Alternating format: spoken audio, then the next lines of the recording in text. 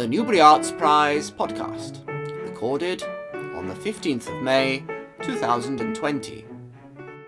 The Newbery Arts Prize has fascinated me, but Henry Newbery's fascinated me. I've been privileged to read through his diaries, his letters, records, archives.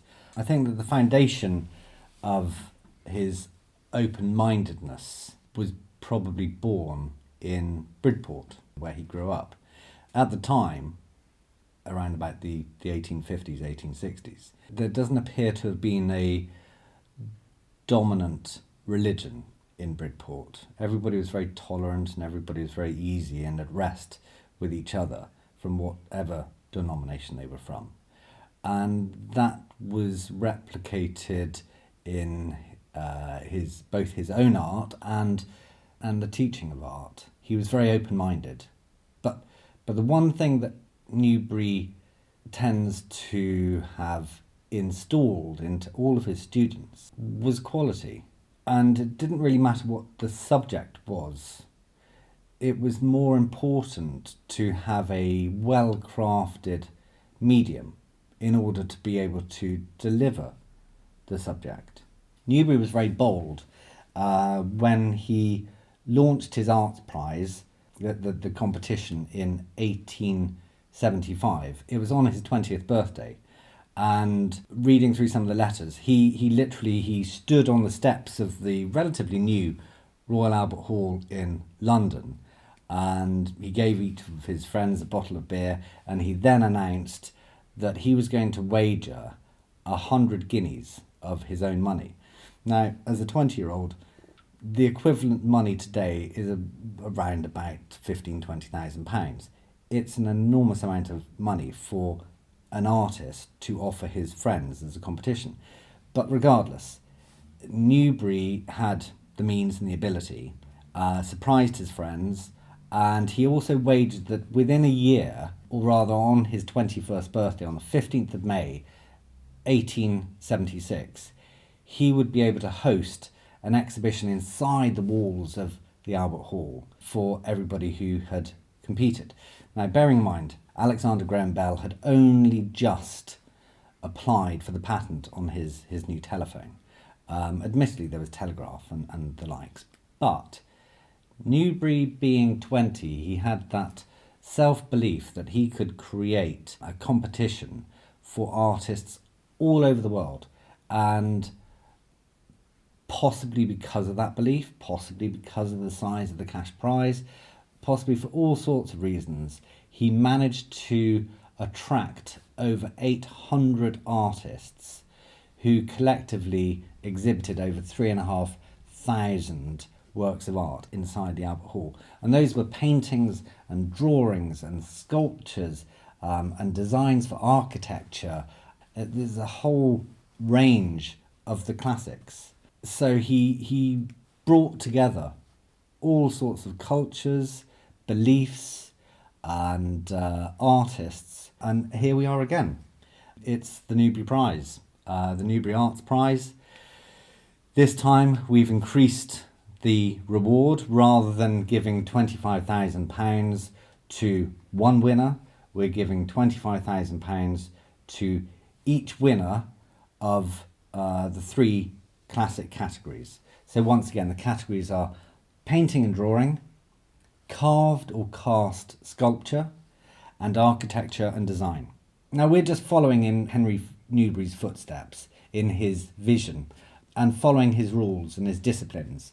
So in 145 years, the rules have barely changed, and yet here we are, able to offer a platform where we have modern communications, we have the telephone, we have social media, we have the internet, we have all sorts of communications available to us. And yet, and this is a belief that follows on from Newbery again, that art seen directly, there is something a little bit more provocative than if it is seen digitally. But nonetheless, in order to access artists from all over the world, We are inviting artists to submit an online entry in the first instance, and then as the competition progresses, works of art will be judged directly and physically by our panel of esteemed judges. We've once again followed in the footsteps of Henry Newbery, and we haven't invited other artists to judge other artists. We've actually invited curators and academics, collectors, and those who are non-critical. They don't write critical comments as a profession.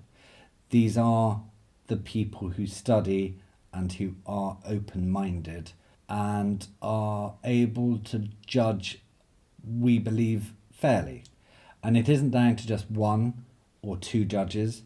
We have a very extensive panel of judges, and we have the People's Prize. And this is an opportunity where members of the public can become judges. You can see entries online as they come in and give them a point. And then collectively, the more people, the more possibly democratic the vote is on what is regarded as the best, the winning art.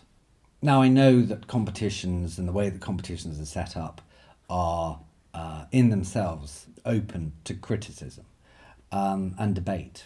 And that's fantastic because there are lots and lots and lots of art competitions. But I don't believe that there are many art competitions on the planet who have held by the original visions of the founders for so many years. The Newbery Arts Prize is indeed one of the oldest open arts competitions in human existence, and something that we're very, very proud of, and proud to offer to you, both the artists, you as an artist, or you as an art lover. It's very exciting, and the competition is going to be open for 6 months for entries. Then we have several weeks of judging, and then we have a prize giving back in the Royal Albert Hall, which was originally built for arts and science. So again, it's lovely, 145 years on, to follow in those footsteps once again, but to further the platform for artists. What we have already planned and have in state is the fact that we will continue the exhibition so that we can exhibit on your behalf your works of art to people right the way across the world. So the plans at the moment are that we will be able to exhibit in London and Paris and New York and Mumbai and Beijing, and then bringing it back to the UK, we'll exhibit up in Glasgow near the Glasgow School of Art where Newbery was the headmaster, and then finally we'll bring it back to his hometown of Bridport here on the south coast of England. So the competition is open. The floor is yours, and we look forward to receiving your entries. Good luck.